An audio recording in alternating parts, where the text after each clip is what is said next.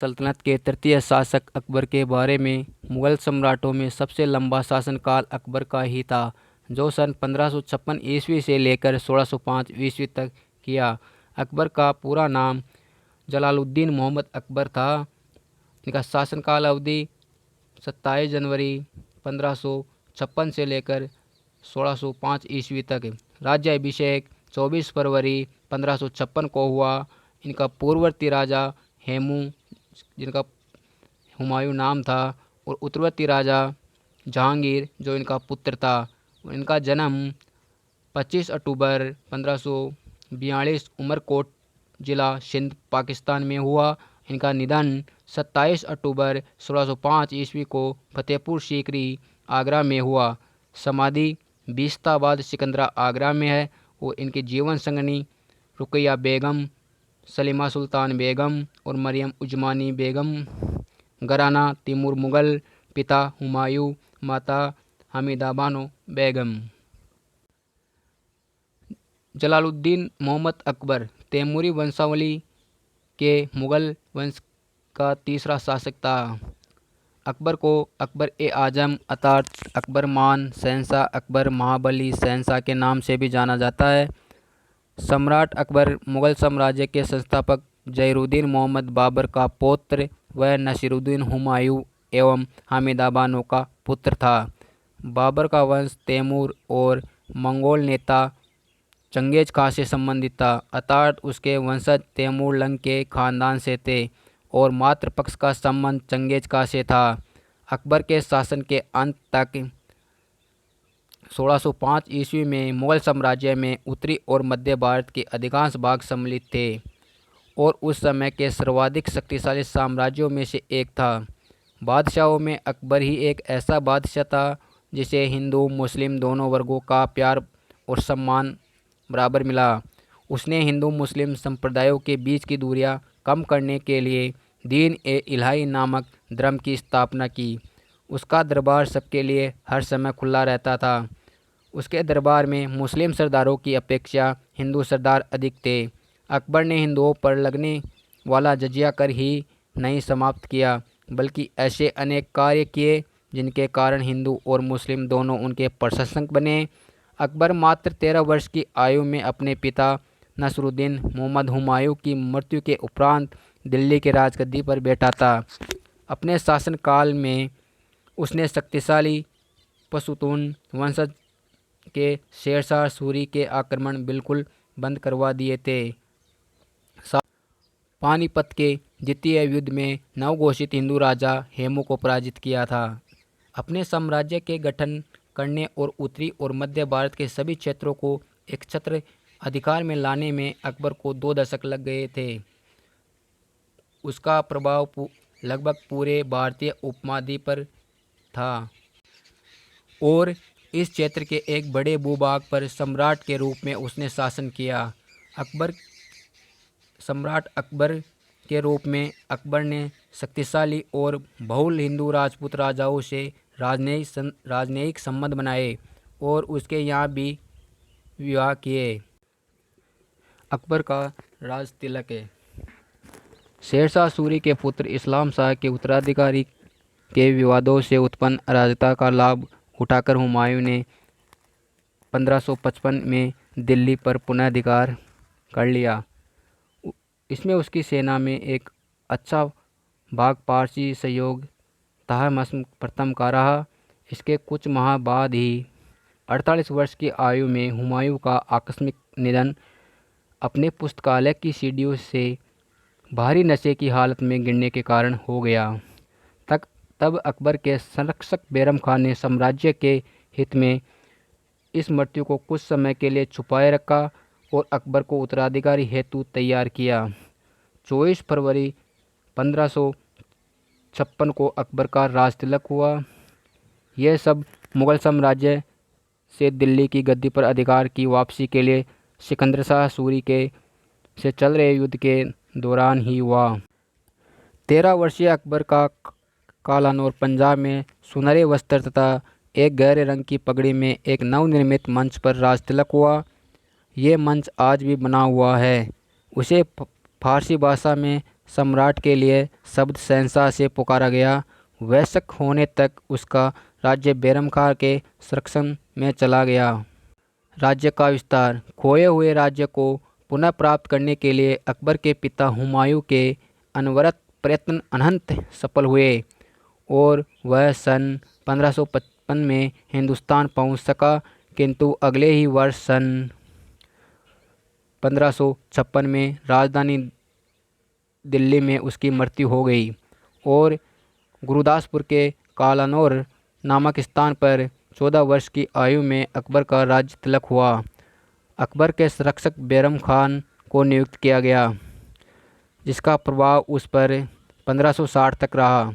तत्कालीन मुगल राज्य केवल काबुल से दिल्ली तक ही फैला हुआ था। इसके साथ ही अनेक समस्याएं भी सिर उठाए खड़ी थी। 1563 में शमसुद्दीन अनंत खां की हत्या पर उभरा जन आक्रोश, 1564 से 65 के बीच उज़्बेक विद्रोह और 1566 से 1567 तक में मिर्ज़ाबाइयों का विद्रोह भी था, किंतु अकबर ने बड़ी कुशलता से इन समस्याओं को हल कर लिया। अपनी कल्पनाशीलता से उसने अपने सामंतों की संख्या बढ़ाई। इस बीच 1566 में महामंका नामक उनकी धाई के बनाए मदरसे से शहर लौटते हुए अकबर पर तीर से एक जानलेवा हमला हुआ, जिसे अकबर ने अपनी कुर्ती से बचा लिया। हालांकि उसकी बाह में गहरा घाव हुआ। इस घटना के बाद अकबर की प्रशासन शैली में कुछ बदलाव आया, जिसके तहत उसने शासन की पूर्ण बागडोर अपने हाथ में ले ली। इसके फौरन बाद ही हेमू के नेतृत्व में अफगान सेना पुनर्संगठित होकर उसके सम्मुख चुनौती बनकर खड़ी थी। अपने शासन के आरंभिक काल में ही अकबर यह समझ गया कि सूरी वंश को समाप्त किए बिना वह चैन से शासन नहीं कर सकेगा। इसलिए वह सूरी वंश के सबसे शक्तिशाली शासक सिकंदर शाह सूरी पर आक्रमण करने पंजाब चल पड़ा। दिल्ली की सत्ता बदल। दिल्ली का शासन उसने मुगल सेनापति तारदी बेग खान को सौंप दिया। सिकंदर शाह सूरी अकबर के लिए बहुत बड़ा प्रतिरोध साबित नहीं हुआ। कुछ प्रदेशों में तो अकबर के पहुंचने से पहले ही उसकी सेना पीछे हट जाती थी। अकबर की अनुपस्थिति में हेमू विक्रमादित्य ने दिल्ली और आगरा पर आक्रमण कर विजय प्राप्त की। 6 अक्टूबर 1556 को हेमू ने स्वयं को भारत का महाराजा घोषित कर दिया। इसी के साथ दिल्ली में हिंदू राज्य की पुनः स्थापना हुई। सत्ता की वापसी की। दिल्ली की पराजय का समाचार जब अकबर को मिला तो उसने तुरंत ही बैरम खान के परामर्श करके दिल्ली की तरफ कूच करने का इरादा बना लिया। अकबर के सलाहकारों ने उसे काबुल की शरण में जाने की सलाह दी। अकबर और हेमू की सेना के बीच पानीपत में युद्ध हुआ। यह युद्ध पानीपत का द्वितीय युद्ध के नाम से प्रसिद्ध है। संख्या में कम होते हुए भी अकबर ने इस युद्ध में विजय प्राप्त की। इस विजय से अकबर ने 2500 हाथी मिले और मनकोट के हमले में सिकंदर शाह सूरी के विरुद्ध काम आए। सिकंदर शाह सूरी ने आत्मसमर्पण कर दिया और अकबर ने उसे प्राणदान दे दिया। चहुओर विस्तार।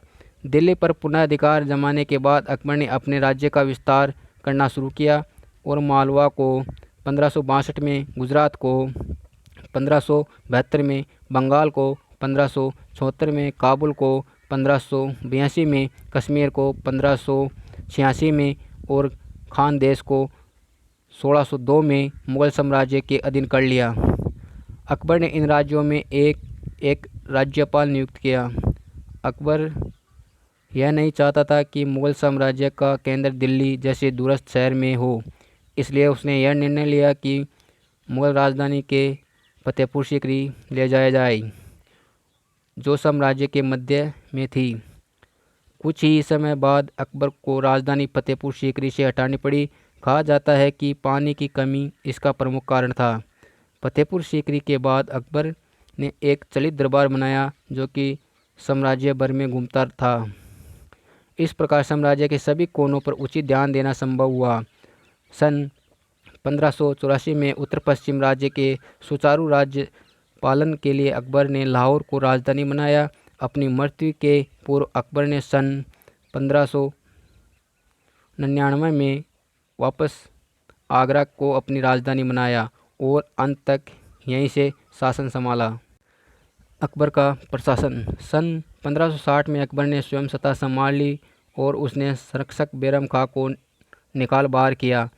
अब अकबर के अपने हाथों में सत्ता थी, लेकिन अनेक कठिनाइयाँ भी थीं, जैसे शमसुद्दीन अनंत खां की हत्या पर उभरा जन आक्रोश, उज़्बेक विद्रोह और मिर्ज़ा बायूक का विद्रोह। किंतु अकबर ने बड़ी कुशलता से इन समस्याओं का हल कर लिया। अपनी कल्पनाशीलता से उसने अपने सामंतों की संख्या बढ़ाई।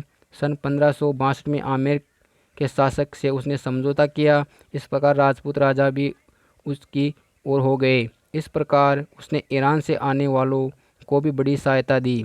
भारतीय मुसलमानों को भी उसने अपने कुशल व्यवहार से अपनी ओर कर लिया।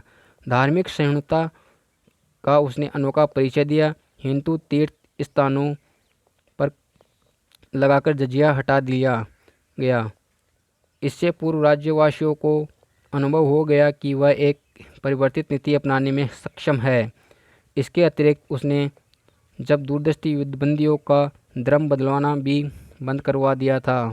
अकबर के द्वारा चलाए गए सिक्के। अकबर ने अपने शासनकाल में तांबे, चांदी और सोने की मुद्राएं प्रचलित की। इन मुद्राओं में पृष्ठभाग में सुंदर इस्लामिक छपाई हुआ करती थी। अकबर ने अपने काल की मुद्राओं में कई बदलाव किए। उसने एक खुली टकसाल व्यवस्था की शुरुआत की, जिसके अंदर कोई भी व्यक्ति अगर टकसाल शुल्क देने में सक्षम था तो वह किसी दूसरे मुद्रा अथवा सोने से अकबर की मुद्रा को परिवर्तित कर सकता था। अकबर चाहता था कि उसके पूरे साम्राज्य में समान मुद्रा चले। राजधानी हस्तांतरण।